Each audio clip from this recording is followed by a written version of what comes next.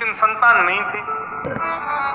तो एक दिन वृंदावन गए, वृंदावन से ठाकुर जी का विग्रह ले आए और विग्रह लाके अपने घर में विराजमान कर दिया और उनका नाम रख दिया कुंज बिहारी। अब गांव के लोग सब इकट्ठे होते थे, शाम को सब बैठ के कीर्तन करते, बातें करते। तो सब लोग, बड़े बूढ़े लोग उनको कहते, सेठ जी तुम्हारी इतनी बड़ी संपत्ति, एकड़ों जमीन, एक बालक गोद ले लो, आपके बाद इन सबको संभालने वाला कोई होना चाहिए। बोले गोद ले लो। क्यों गोद ले लें? बोले क्योंकि आपके बालक नहीं। बोले किसने कहा बालक नहीं है? बोले कहाँ है बालक? कुंज बिहारी की ओर दिखा के बोलते ये है मेरा बेटा, सारी संपत्ति इसकी है, सारी संपत्ति ये संभालेगा। अब बड़े बूढ़े लोग हंसने लगे, बोले ये तो सब ग्रंथों में लिखी हुई बातें मत पढ़ाओ हमको, भगवान किसी की संपत्ति नहीं देखते, आप तो ऐसी बात बना रहे हो। एक बुजुर्ग बोला, अच्छा चलो ठीक है, मान लिया कि संपत्ति कुंज बिहारी की हो जाएगी, लेकिन तुम्हारी मृत्यु होगी तो तुम्हारा अंतिम संस्कार कौन करेगा? सेठ जी बोले तुम्हारा कौन करेगा? बोले हमारा तो बेटा है, वो करेगा। बोले जैसे तुम्हारा बेटा तुम्हारा अंतिम संस्कार करेगा, मुझे विश्वास है मेरा कुंज बिहारी मेरा संस्कार करेगा। सारे बुजुर्ग बोले सेठ जी की बुद्धि सटिया गई है, भगवान किसी का अंतिम संस्कार करते हैं। और सब चले गए अपने अपने घर। 2-4 महीने बाद सेठ जी की थोड़ी तबीयत खराब हुई और सेठ जी के प्राण निकल गए। सारे गांव के लोग इकट्ठे हुए, सबने सब जो भी रीति रिवाज होते हैं सब किए। अर्थी पर सेठ जी को रख कर के बांध के जैसे ले जाने लगे, बहुत सारे बच्चों की टोली आ गई और सब बच्चे रोने लगे, हमारे सेठ जी कहाँ चले गए, अब हमको टॉफी कौन खिलाएगा, अब हमको बतासे कौन खिलाएगा, हमको रेवड़ी कौन खिलाएगा, हमको गोदी में लेके मेला में कौन जाएगा। सब बच्चे रोने लगे।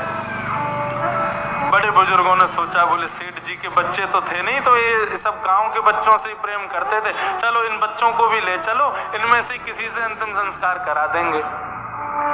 उन्हीं बच्चों की टोली में एक सांवरा सा बालक वो सेठ जी की अर्थी पकड़ के बहुत रो रहा था, मेरे सेठ जी कहाँ चले गए, मेरे सेठ जी कहाँ चले गए, मुझको दूध कौन पिलाएगा, चांदी के गिलास में रोज दूध पिलाते थे, कौन पिलाएगा। सब गांव के लोग बोले भैया ये हमारे गांव का तो नहीं है, किसी ने कहा दूसरे गांव का आया होगा। बोले सबसे ज्यादा यही रो रहा है, एक काम करो इसी से ही संस्कार करा दो। और उस बालक के हाथ में अग्नि दे करके परिक्रमा लगा करके सेठ जी का संस्कार करा दिया और कहा बालक अब रोना बंद करो, चलो सब लोग यमुना में डुबकी लगाओ। जैसे सबने यमुना में डुबकी लगाई, डुबकी लगा के बाहर आए तो सब आ गए, लेकिन वो बालक नहीं आया। गोताखोर भीतर जा के ढूंढे लेकिन बालक नहीं मिले। तब एक बुजुर्ग बोले, अरे ये कहीं कुंजो बेटा तो नहीं आए थे, कहीं कुंज बिहारी तो नहीं आए थे। अरे दौड़ के चलो कुंज बिहारी के मंदिर में। दौड़ करके जैसे ही गए तो सेठ जी के कुंज बिहारी के पूरे अंग से यमुना का जल चुचा रहा था। डुबकी लगा के आए, ठाकुर जी आए और आके सेठ जी का संस्कार करके गए। एक बार गोसाई श्री विठलनाथ जी ने एक चूड़ी पहनावे वाली से कही हमारे घर चली जाओ, 7 बहू हैं उनको चूड़ी पहनाया। लेकिन गोसाई श्री विठलनाथ जी ठाकुर जी को भी तो अपना लाला मानते हैं। तो 7 बहुओं ने चूड़ी पहनी, सबन ने चूड़ी पहन ली। जैसे सब गई और सब भीतर चली गई, वो चूड़ी वारी जैसी वहां से जान लगी, इतने में ही एक अत्यंत सुंदर सुकुमारी छोटी सी लाली आ गई और आकर के बोली सबन को चूड़ी पहनाई दी, मोई भी तो पहनाओ, मैं यहाँ घर की सबसे बड़ी बहू हूं।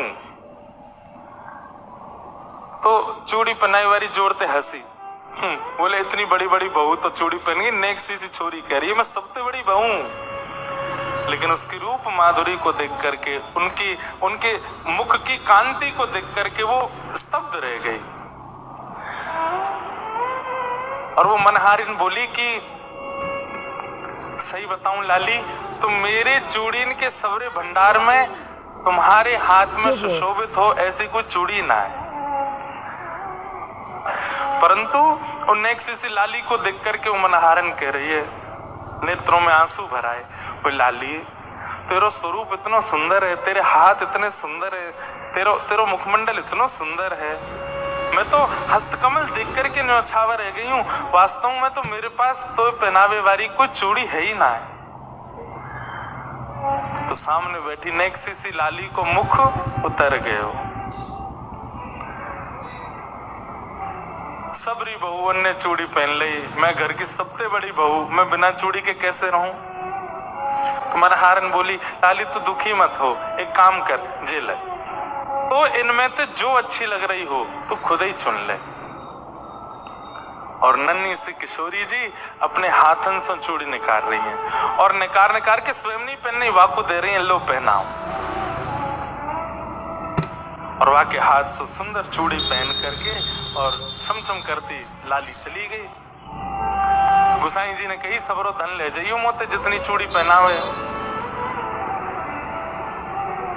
मनहारन गई और जाके बोली, महाराज पैसा दो। बोले 7 बहुवन के 2-2 हाथ, 14 हाथन में चूड़ी पहनाई, वाके हिसाब से बता दो। बोले 14 नहीं 16। बोले 16 कैसे? बोले 8 बहुवन को चूड़ी पहनाई, 7 तो बड़ी वरिष्ठ सी हट्टी तगड़ी, एक नेक्सी सी और ही छोटी सी, वाकू भी चूड़ी पहनाई। गोसाई श्री विठलनाथ जी बोले, झूठ बोल रही है, अरे तो पैसा चाहिए मुझे ज्यादा ले।